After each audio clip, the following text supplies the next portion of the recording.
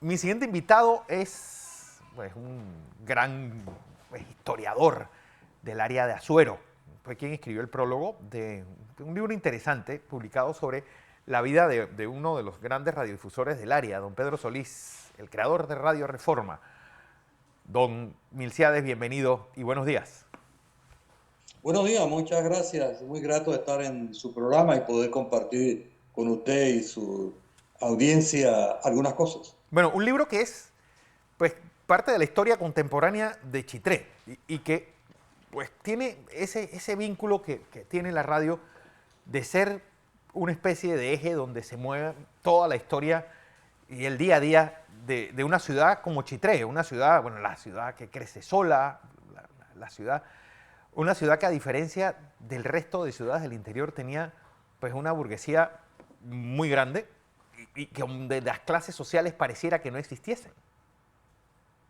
Sí, esa es una característica de la historia chitreana. No obstante haber algunos grupos con poder en Chitré, se ha dado en Chitré una apertura a la gente, siempre ha estado abierta a la llegada, por ejemplo, de extranjeros, que italianos, alemanes, franceses, españoles de nueva data, que Sí. marcaron la historia chitreana y que también en parte explican el por qué Chitré se ha constituido en la península de Azuero en una de las ciudades, digamos, más pujantes, con más movimiento y más urbanismo sobre todo. Creo que Chitré está llamada a seguir desempeñando un papel importante, no solamente en el desarrollo de la península, sino también en el resto de la República. Sí. Y lo cierto es que esta biografía de don Pedro pone en evidencia el rol de la radio en todo esto. Y de esa, de ese papel que juega la radio como el gran mediador de los asuntos comunitarios.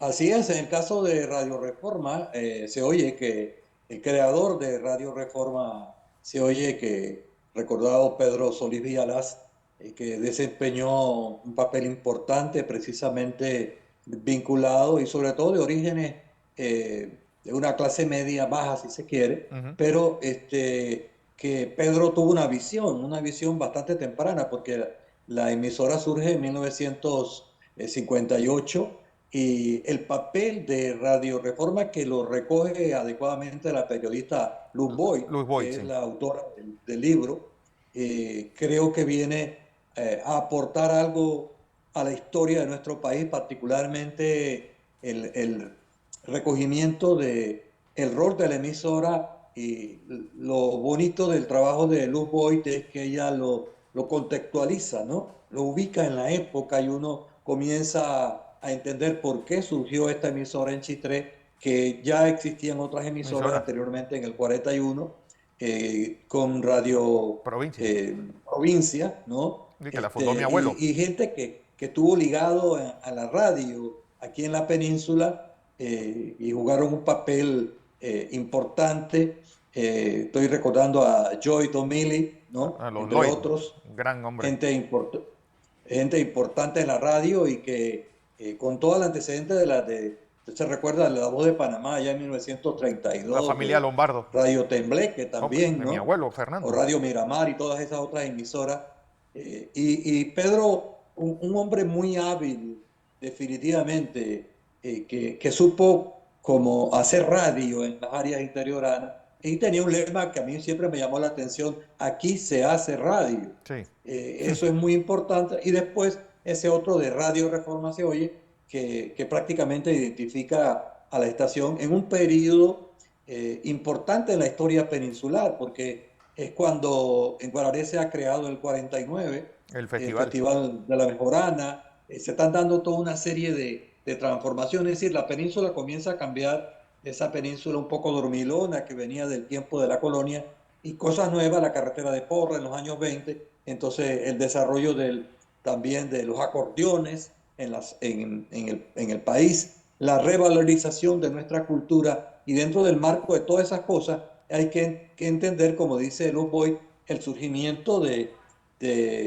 Radio Reforma, que tuve, digamos, la grata designación de poder Escribió el presentar prólogo. el libro y hacer el prólogo.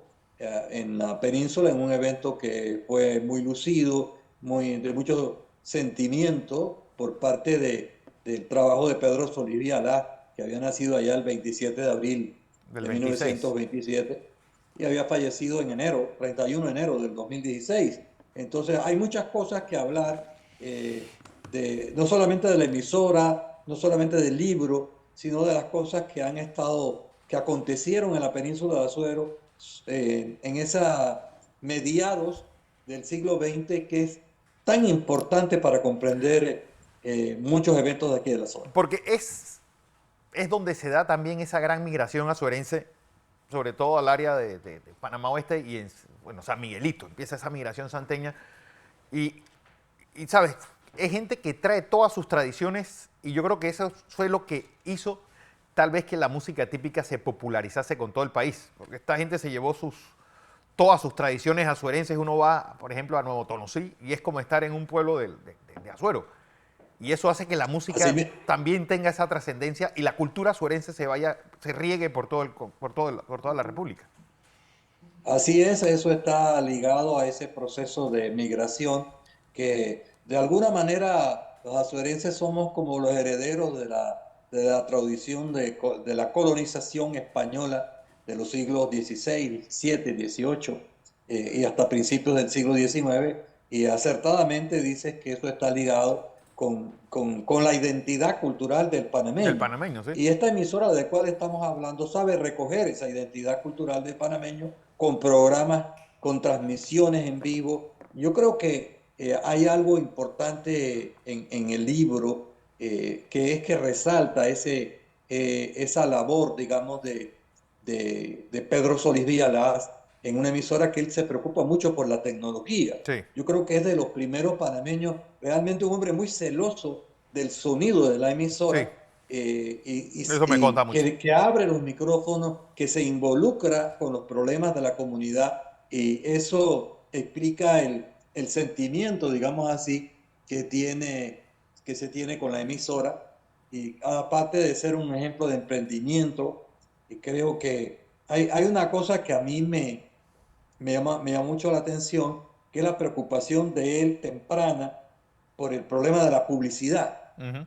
¿no? Y que allí precisamente Rodrigo Cañita va a desempeñar un papel Siempre va. importante porque va a ser el vínculo entre la emisora y las empresas publicitarias Áreas que en se Panamá. desarrollaban en la ciudad de Panamá y eso le va a dar un impulso económico enorme a la empresa y va a permitir que esta emisora pueda ser entendida en el marco de esas transformaciones y de esos cambios que son tan importantes en una región tan emblemática como es la península de Azuero, con su zona costera, con su área de la sierra, con sus pueblos añejos como Parita, Villa de los Santos, el caso de PC concretamente, de las tablas posteriormente.